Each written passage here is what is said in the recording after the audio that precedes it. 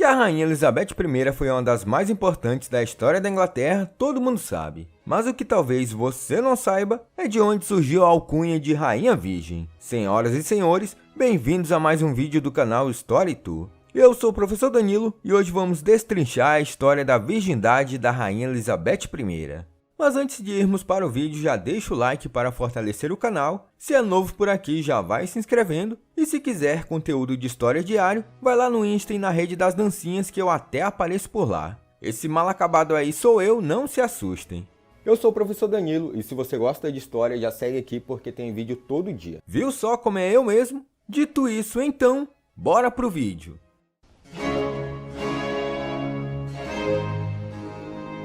Ainda muito cedo, a Rainha Elizabeth I percebeu que para ser uma verdadeira rainha que preservasse sua nação, a melhor forma de governar seria ficar sozinha, ao invés de compartilhar sua vida com um homem que possivelmente tentaria usurpar seu poder.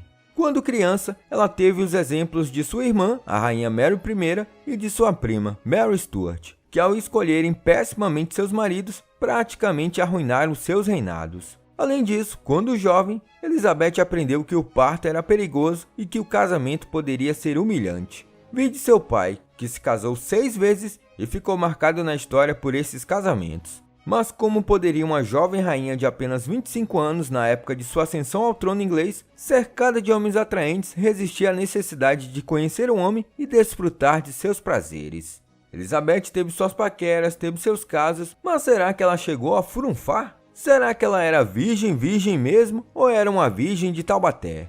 Vamos chegar nessa resposta ao final desse vídeo, mas faremos igual Jack o Estripador, vamos por partes. Ainda com 25 anos, a Rainha Elizabeth I assumiu o trono em 17 de novembro de 1558. Já no seu primeiro discurso no parlamento, no início de 1559, ela já deixou claro que não se casaria. E de fato, ela morreu solteira em 24 de março de 1603, com 69 anos.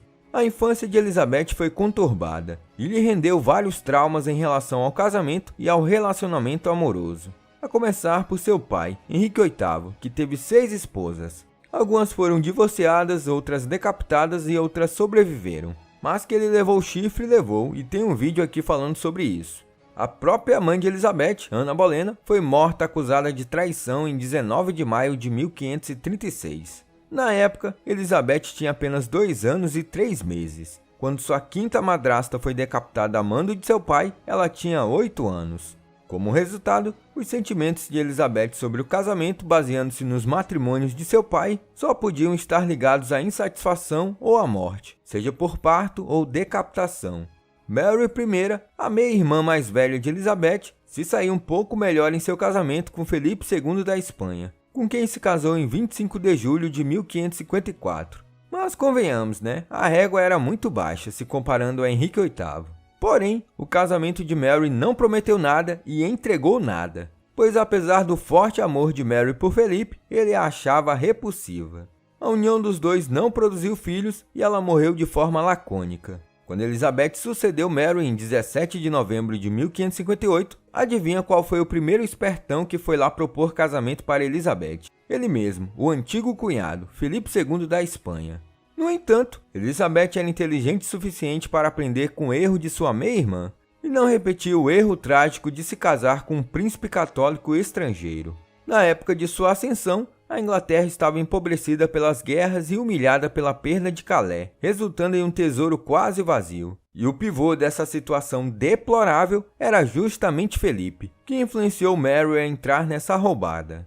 Ah, claro, já ia esquecendo. Às vezes me esqueço de alguns detalhes, mas enfim. Antes mesmo de ser rainha, Elizabeth teve um suposto caso em que sua virgindade foi colocada em xeque. E foi justamente com o marido de sua última madrasta, Catarina Parr. Após a morte de seu pai, em 28 de janeiro de 1547, Elizabeth ficou sob a tutela de Catarina Parr. Catarina acabou se casando com Thomas Seymour, e ele cresceu o olho para cima da jovem Elizabeth. Existem vários relatos de que Thomas Seymour abusou de Elizabeth, mas não se sabe se eles chegaram aos finalmente. Inclusive tem um vídeo em que falo só sobre isso. Deve estar passando em algum canto da tela agora, se você quiser assista depois, tá? Mas, para concluir, Elizabeth foi levada a julgamento para saber se ela teve ou não relação com Thomas Seymour.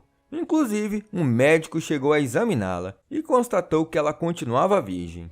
Além de Thomas Seymour, a relação da rainha com homens eram muitas vezes expressas em termos românticos. Ela teve amizades provavelmente românticas com Sir Christopher Hunton, Lord Chanceler de 1587 a 1591, Sir Walter Raleigh e, em sua velhice, com o jovem Robert Devereux. Mais que todos, seu caso mais divulgado foi com Robert Dudley, o seu maior peguete que ela conhecia desde os 8 anos de idade. Durante a maior parte de sua carreira na corte, Dudley viveu muito mais com sua rainha do que com sua esposa. Vale ressaltar que o fato de Robert ser casado com a mulher que estava morrendo só fez a choquei da época ficar alvoroçada. Boatos e fofocas surgiam à torto e à direito na Inglaterra. O favoritismo de Elizabeth para com Robert levantou algumas sobrancelhas, mas a maioria já estava bem consciente da situação entre os dois.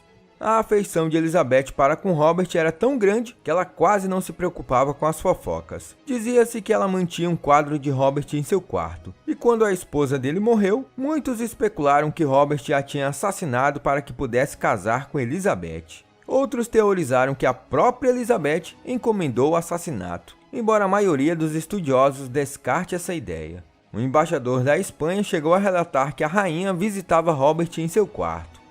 O que será que eles faziam no quarto sozinhos, hein? Isso é muito suspeito. Mas eu acho que eles brincavam de escravos de Jó. Aquele lá, tira, bota, deixa o canjerê ficar. Enfim, chega de bobajada, o assunto sério é que é fato que a rainha dificilmente teria engravidado sem que ninguém soubesse. Isso se os dois furunfassem. Por isso, é possível supor que eles fossem amantes, mas sem chegar a uma intimidade completa. Por outro lado, naquela época, as mulheres tinham conhecimento sobre métodos contraceptivos. Entre eles, o mais famoso era o coito interrompido. A vida sexual de Elizabeth continua a ser um tema interessante e debatido até hoje. No período elizabetano, a questão era uma fofoca constante. E embora não haja nenhuma evidência nesse sentido, a Inglaterra sussurrava sobre a possibilidade de Elizabeth ter filhos bastardos. No entanto, Elizabeth levava seu dever como rainha e como chefe da igreja muito a sério. Ela estava plenamente consciente de que qualquer assunto romântico poderia prejudicar seriamente sua credibilidade. Uma aventura romântica não significaria somente uma perda da face de Elizabeth aos olhos da nação, mas a perda de uma face da Inglaterra aos olhos do mundo. Uma situação inaceitável para uma mulher para quem a honra significava mais do que a própria vida.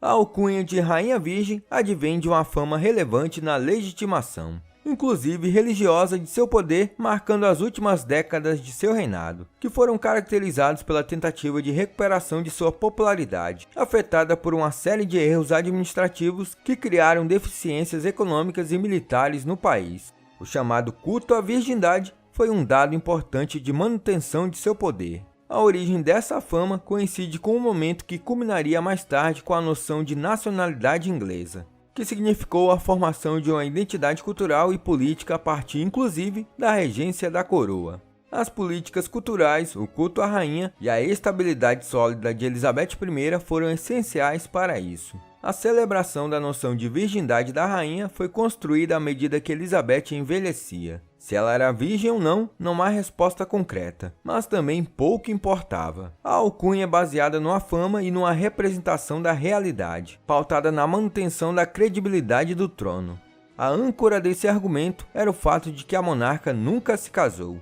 Então, socialmente era declarada como nunca tendo furunfado. Solteira, Elizabeth então pautou sua propaganda de poder na ideia da Rainha Virgem, o que sugeria uma relação imagética clara com a figura da Virgem Maria. Isso, portanto, proferia uma ideia de que Elizabeth não era uma mulher comum e próxima da vida doméstica das famílias cristãs. Essa campanha foi acompanhada por movimentos literários e das artes plásticas. Quadros, poesias, cantos e celebrações retratavam a rainha a partir da característica da virgindade, ou mesmo como uma espécie de deusa, a colocando numa posição de superioridade ética. Isso também trabalhava em benefício da proposta religiosa da Igreja da Inglaterra, em que o rei ou a rainha assumiu o papel de papa como contato primário com a força divina. Elizabeth foi alvo desse movimento, tendo mais de uma vez reiterado essa imagem como forma de virtude a ser mantida como legado do trono. Claro que essa lógica também partia de uma problemática de nível social.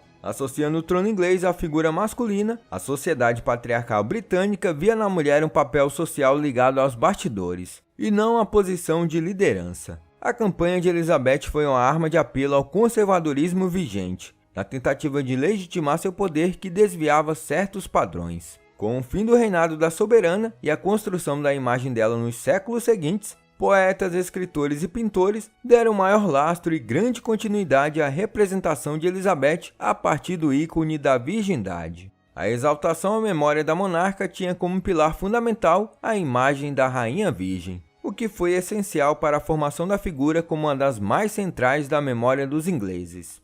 É isso, pessoal, chegamos ao final de mais um vídeo. Acham que Elizabeth I conseguiu resistir aos prazeres da carne? Comentem aí, quero saber a opinião de vocês. Nem vou perguntar se vocês querem outro vídeo, pois já estou com a lista enorme para fazer. Se bem que um vídeo sobre os pretendentes da Rainha Elizabeth I seria bem legal, né?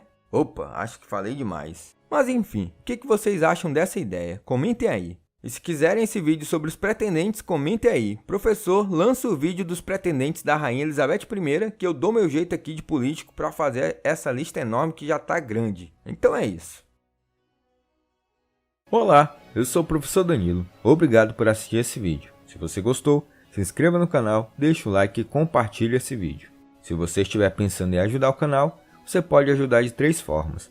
Tornando-se um membro, clicando no botão Seja um Membro aqui embaixo desse vídeo, apoiando na nossa campanha no Apoia-se, clicando no link do comentário fixado.